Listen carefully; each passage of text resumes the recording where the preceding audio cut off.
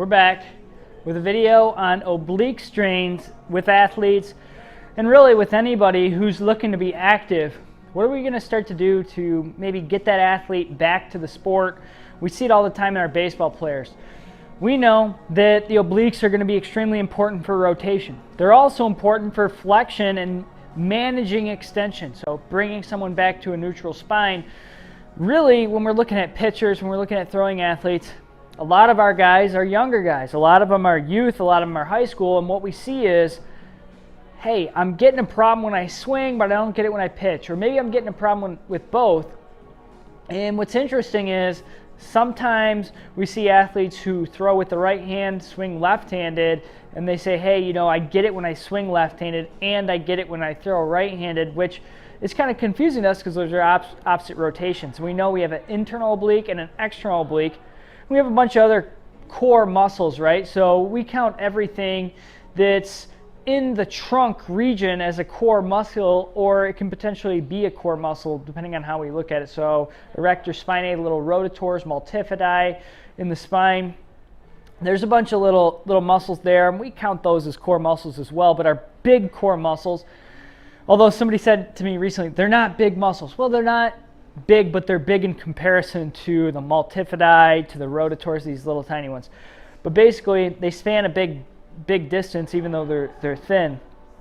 And we have our external obliques and our internal obliques, and they go different ways. So our external obliques are going to, if it's the right side, it's going to rotate us to the left. The internal obliques, if it's the right side, is going to rotate us to the right.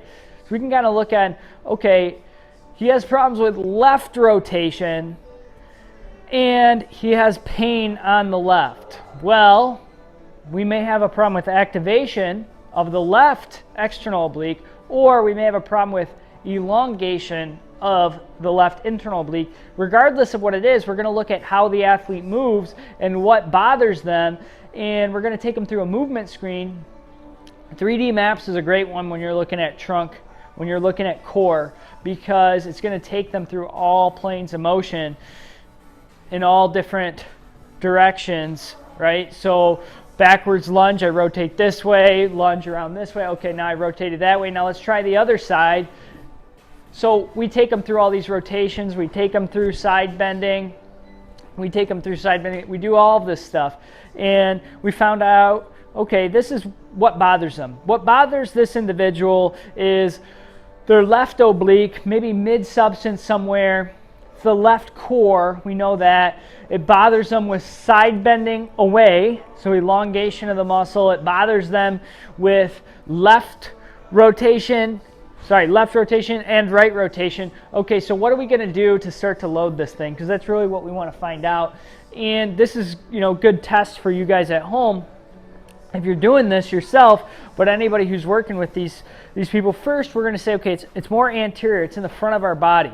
So boom, it's out in front. So I'm going to start to load in a forward direction where I don't directly load that, but I'm just getting the person moving. I can do it with a dumbbell. I can do different things. Forward lunges are great. You know, I can do overhead, forward. I can do anything that I'm going to go forward and that I'm not excessively lengthening or leaning back. I got to make sure that I'm keeping my core in good position, that I'm rotating down and away.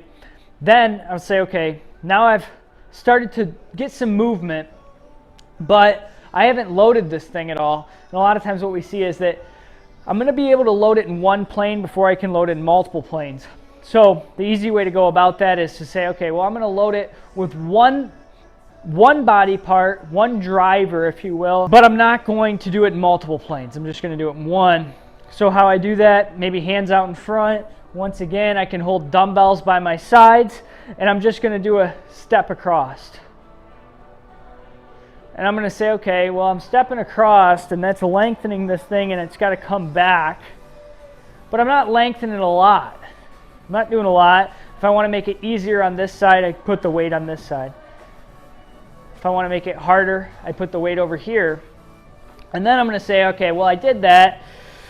Now I'm going to try to load it top down. So now I'm going to go, oh, wow, okay, that's a bit more length than what I'm used to.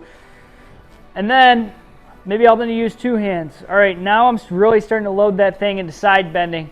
All right, Now, if I can tolerate all that, now I can kind of load it from the bottom up and the top down. And then I can say, okay, let's stop with the bending there. Let's go into a little bit of extension. So we did some forward stuff. Yeah, it's great. Now let's try to do some forward stuff with a little bit of reach. And this is, like I said, all taken from our friends over at the Gray Institute and their methodology. So we appreciate that. Now we're going to say, all right, well, we did that. That was all right. Now it's really this left side. It hurts with lengthening, or it hurt with lengthening. It's feeling a bit better now because I've spent 2 weeks just doing some anterior stuff. Then I spent a week where I was just kind of loading it bottom up. And I can do all sorts of different lunges here.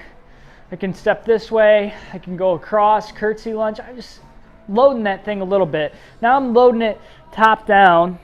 Maybe a week, 2 weeks. These things can take a long time. Now I'm going to say, okay, I'm going to take another week and just try to load that thing from the top down through side bending and the bottom up. And then I'm going to say, all right, well, now I've done that. And I know it kind of doesn't feel great with that lengthening and rotation. I'm going to start to incrementally add it back in. So what do? Well, I'm going to try to add 2 things. I'm going to step here, and I'm going to give it a little reach up and across. So now I've got a little bit of the left rotation and a little bit of elongation on that side, and I'm starting to really load that thing. Final steps, maybe, hey, I'm going to really get across my body here. I'm going to really step over to this left side and lengthen that left side, but I'm really going to swing with the arms. Now I've got a little bit of a weight, and I'm really lengthening those obliques. And I'm going to say, okay, well, that was tough, but now, you know, maybe now I need a little bit more. And now I can start doing some other things where I'm going to load in the opposite direction. So now I'm loading more into rotation with this front leg. I'm rotating across while I rotate the other way. We say, wow, that's a big load. As Gary Gray would say, wow, that's a big load, says the core. And my core likes that because that's what it does. It rotates in 3 planes of motion. Without getting too in depth here, going through too much stuff, I'm planning to put out a video for you guys where we're going to actually go through an exact sequence, but this is some of our methodology, right? So you start with very little load, you try to add a bit of load, and you add a bit more load, and eventually you get to the point where, hey, I'm back to doing what I want to do, doing what I like to do, and I can do so without pain. Subscribe, and we'll see you guys in the next video.